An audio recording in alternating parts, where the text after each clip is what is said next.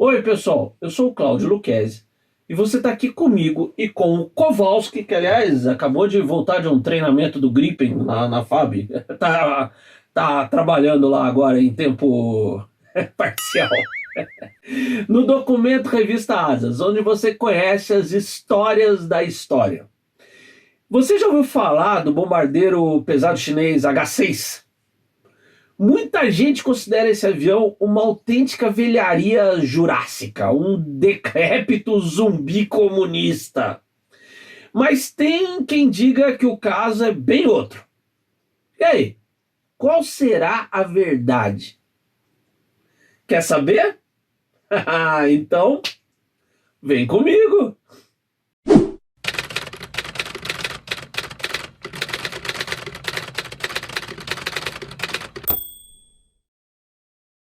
Bem-vindo a mais um documento Revista Asas, com o apoio dos nossos parceiros, a Embraer, a El Sistemas e o Hangar 33, o nosso jeito de vestir a aviação. Não deixe de se inscrever no canal, hein? Ativa as notificações e curte o vídeo. Olha aí, senta então que lá vem história. E das boas. A gente precisa conversar. Volta e meia, quando aparece aí na mídia social alguma notícia sobre os bombardeiros pesados chineses H-6 de longo alcance, surge aqueles comentários de sucata comunista, cópia chinesa de velharia soviética e outras qualificações do tipo. Eu não curto de jeito nenhum esse tipo de expressão, tá? Que pra mim só mostra a capacidade de sobrevivência de velhos preconceitos e estereótipos. Mas também entendo que, pro leigo, só olhando a foto de um H-6 pode mesmo se confundir e tirar conclusões precipitadas. Afinal, não tem nada de design stealth, né? Nem é um jato supersônico. E uma simples pesquisada no Google, né, mostra que os H-6 eram originalmente cópias autorizadas dos Tupolev Tu-16 soviéticos. Um bombardeiro que entrou em serviço na aviação da União Soviética em 1954. Meu amigo, isso são quase 70 anos atrás, né? E apesar de muito robusto, confiável e versátil, os próprios russos já deixaram de operar os Tu-16 deles há quase 20 anos. Então, eu concordo. É difícil imaginar que possa existir hoje um bombardeiro com real capacidade de combate derivado desse histórico Tu-16. Só que não, hein? Na verdade, esse lance de se classificar a idade de uma aeronave militar ou de definirmos quando um tipo sofre de obsolescência geriátrica, vamos chamar assim, né? É um lance bem mais complexo. Não dá para definir assim só olhando uma foto, né? Vamos começar pelo básico, né, Kowalski? A idade da célula. Ou seja, quando o aparelho em si saiu pronto de fábrica. Para quem troca de smartphone a cada semestre, né, nesse nosso mundo de hoje artificialmente hiperacelerado para consumo, um avião com 40, 50 anos com certeza é velho, obsoleto em termos militares. Mas vamos lá, será que é assim mesmo? Olha só, se existe uma força aérea sem problemas de orçamento, é a USAF. Ao contrário, né? A mais poderosa força aérea do planeta esbanja verbas e opera alguns dos mais avançados e caros jatos de combate, como os bombardeiros B-2 e os caças F-22, ambos stealth. De jeito nenhum dá para imaginar a USAF mantendo em primeira linha um modelo obsoleto, porque não tem dinheiro para substituir. Cara, isso não existe, né?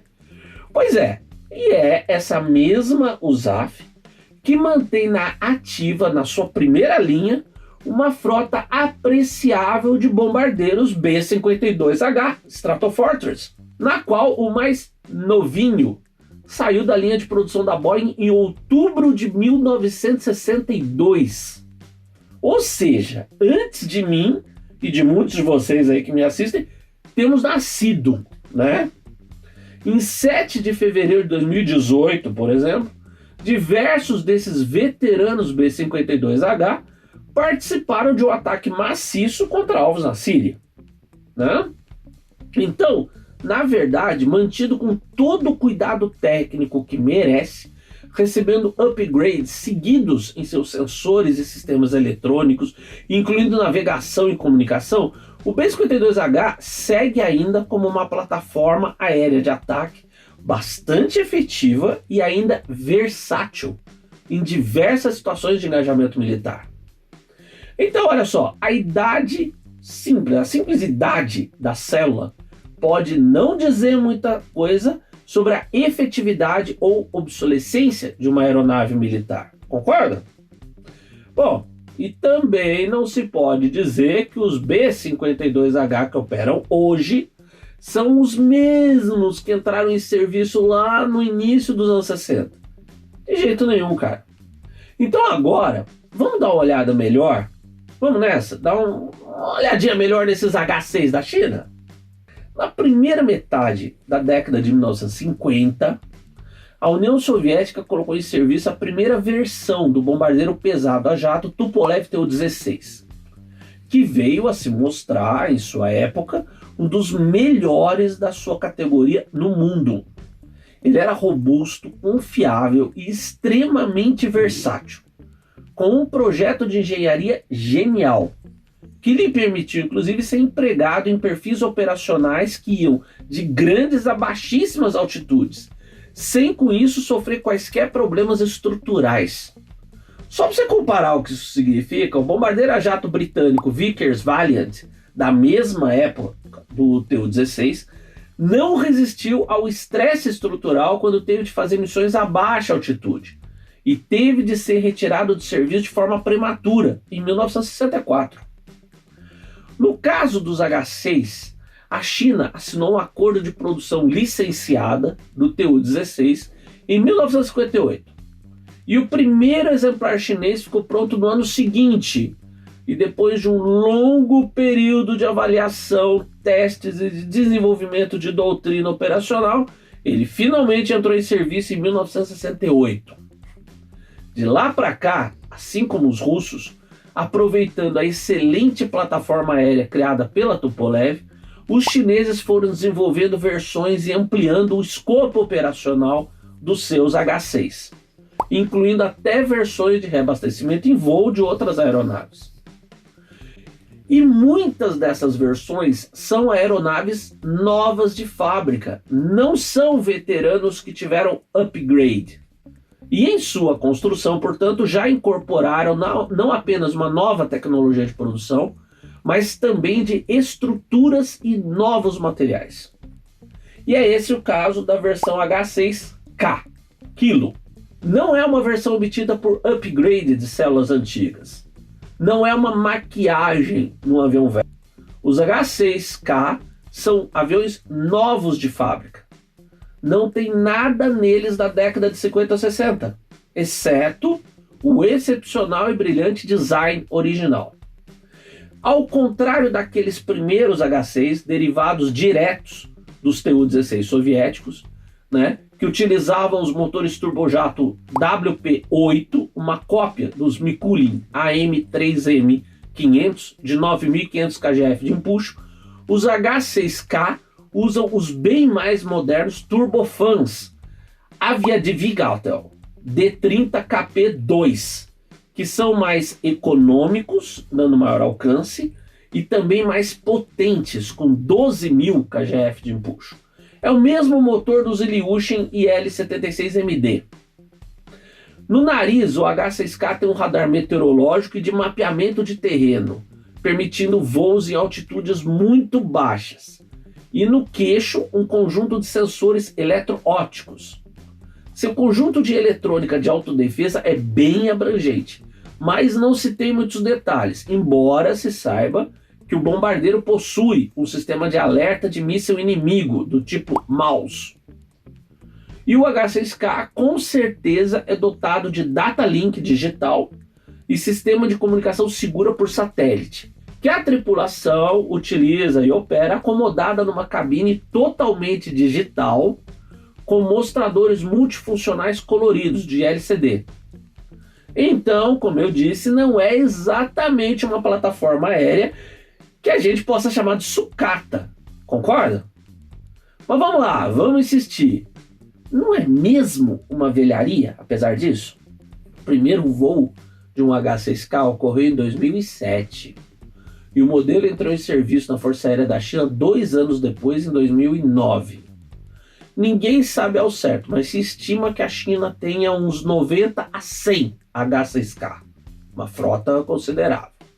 Parece que a sua produção parou, mas com certeza continua sendo produzida a sua variante operada pela aviação naval chinesa, o H-6J Juliet. Para simplificar, eu vou falar agora só em H-6K, mas você sabe que vale também para esses H-6J navais, ok? A arma principal, mais nova desses bombardeiros, é o míssil de cruzeiro CJ-10K, que tem um alcance de uns 1.500 quilômetros. Agora, soma o alcance dessa arma com o do bombardeiro, estimado em 3.500 quilômetros.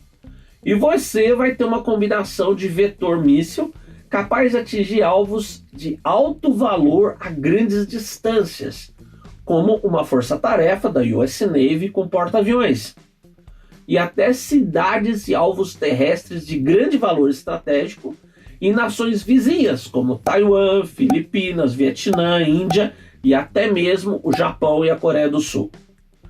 Para não dizer que fora a própria US Navy, nenhuma marinha desses países opera grandes porta-aviões, o que torna qualquer força-tarefa naval dessas nações ainda mais exposta ao ataque de mísseis CJ-10K lançados dos H-6K. Vamos brincar de fazer continhas, tipo padaria, para ver se essa combinação H-6K, CJ-10K teria mesmo chance de atingir um porta-aviões da USAF? Da US Navy, entendeu? Pois é, a USAF é a Força Aérea Americana, né? A US Navy é a Marinha dos Estados Unidos. O H-6K teria de chegar a pelo menos 1.300 km do porta-aviões. Os caças de defesa da frota Super Hornet têm um alcance máximo de uns 800 km, que seria o caso em patrulha de defesa da frota, mais ou menos. A nova variante Block 3, com tanques extras conformais, aumentou esse alcance, mas ninguém conta o quanto exatamente. Vamos assumir de uma fonte minha que aumenta em 200 km. Ok, temos então o Super Hornet patrulhando a 1.000 km dos porta-aviões. Sua arma de mau alcance é o míssil Arar AIM-120D, que tem um alcance bom de acerto, vai a uns 150 km, tá? 1.000 mais 150, 1.150 km. Em teoria, então, o H-6K poderia lançar os seus mísseis ainda fora do alcance dos caças de defesa do porta-aviões. E até 6 CJ-10K podem ser levados por cada H-6K. Mas, mesmo que os bombardeiros tenham de ficar no alcance dos Super Hornets, seria por segundos. E se fosse um grupo de uns 10, 15 bombardeiros, nós estamos falando de 60, 90 mísseis. Que 40% dos atacantes, uma catástrofe para a força de ataque, fossem abatidos antes de lançar os mísseis, ainda seriam uns 36, 54 mísseis indo contra o porta-aviões. O suficiente para dar um trabalho imenso às defesas dos navios. E lembra aí, bastaria que um ou dois atingisse o porta-aviões no ponto certo, como se diz, tá? Ele não tem de afundar, basta ficar totalmente inoperante. E provavelmente a US Navy teria a sua maior perda em combate desde a Segunda Guerra. Não é, com certeza, uma perspectiva bacana. E outra arma desses bombardeiros, bastante perigosa para uma força naval, sobretudo se não tiver um porta-aviões, é o míssil antinavio YJ-12, que tem alcance de 400 km, mas voa a Mach 4, 4 vezes a velocidade do som, o que reduz muito o tempo de reação da defesa dos navios. E assim como o outro míssil, né, até 6 desses mísseis podem ser levados por cada bombardeiro. Tem diversos outros tipos de mísseis que esses bombardeiros podem operar, como os KD-63 de alta precisão e uso tático. Mas os mais modernos e considerados mais perigosos são esses dois aí, até agora, tá? Segundo o Pentágono, sobretudo usando os CJ-10K, os bombardeiros H-6K também representam uma ameaça real para a importante e estratégica base norte-americana na região, Undersea, na ilha de Guam, utilizada frequentemente para operações dos bombardeiros B-52, B-1 e B-2 da USAF nessa área do planeta. Imaginando um cenário fictício de ataque a uma força naval inimiga, tá? Uma formação de 15 H-6K poderia realizar um ataque lançando mais de 90 mísseis supersônicos, lançados ao mesmo tempo, tá? Bom, na boa, se você lê a publicação analítica anual do Pentágono, China Military Power Report, na edição de 2020, vai poder conferir que os analistas do Departamento de Defesa dos Estados Unidos não veem o caça stealth chinês J-20 como a sua maior preocupação. De tudo da China que voa, o que mais incomoda hoje os Estados Unidos é exatamente o H-6, nas suas últimas versões. Ele é mencionado 33 vezes nessa publicação de 173 páginas, tá? 3 vezes mais que o J-20. Pois é. E como vigora a lei de Murphy, pode ainda ser pior. Desde 2019, a China está operando uma versão ainda mais avançada que o H-6K. É por isso, aliás, que se acredita que parou a produção dos K, porque a produção teria passado para essa nova versão, que é o H-6N November, que o Ocidente viu pela primeira vez em outubro de 2019. Agora, hein? Seu alcance operacional pode chegar a 6.000 quilômetros, porque entre as suas novidades está uma sonda no nariz para reabastecimento em voo, lhe dando ainda mais alcance para atingir alvos estratégicos. E fica pior, hein? Muito pior. O H-6N possui uma concavidade na parte ventral da fuselagem, especial para acomodar uma nova arma, a versão lançada de aeronave do míssil balístico DF-21D, designada CHASX-13, uma arma com alcance estimado de 3.000 quilômetros. Recentemente, uma revista chinesa colocou na capa e no encarte umas ilustrações, olha aí, de como seria o H-6N com essa arma de apocalipse. E na boa, é de dar medo, não é não? Olha a imagem.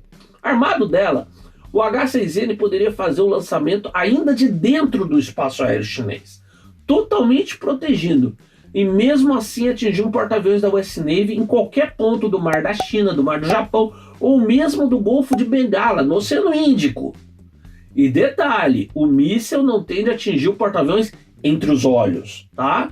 Como seu poder destrutivo basta explodir a certa distância do navio, e o estrago já estaria feito. Na sua fase terminal, esse míssil tem velocidade hipersônica, e ainda por cima é capaz de manobrar, o que torna quase impossível dele ser neutralizado por qualquer sistema de defesa. No caso de alvos estratégicos, o alcance dele engloba todo o território de países aliados dos Estados Unidos, como Japão, Coreia do Sul, Paquistão e quase toda a Índia. Enfim, um belo de um pesadelo, tá? Então, respondendo ao título do nosso vídeo, não. Com certeza os H-6 operados hoje pela China não são sucatas voadoras, nem de longe. São, sim, plataformas aéreas de ataque de elevada capacidade e um apreciável poder estratégico. Aeronaves que de jeito algum podem ser menosprezadas. Vamos aprender? Em aviação militar, as carcaças externas ou o projeto de quase 100 anos de idade não significam muita coisa. Os B-52, os Tupolev Tu-95 Bear E os H6 voando hoje não tem nada de peças de museu, meu amigo, tá? Se estão em serviço hoje, primeiro, atestam um projeto base genial, brilhante mesmo. Segundo, operam hoje com eletrônica avançada, de ponta, e armas de última geração. Então, vamos acertar uma coisa? Quando vê qualquer um desses grandões mal encarados, tenha muito respeito. É isso, né, Kowalski? Pois é, e você assistiu aqui no canal da Revista Asas. Não deixa de dar aquela sua curtida, se inscrever e fazer os seus comentários e sugestões. E passa também na nossa loja, né? Assina a Asas e receba no conforto e segurança da sua casa. E aproveita as ofertas da nossa loja online e da Hangar 33. Abraço e até a próxima!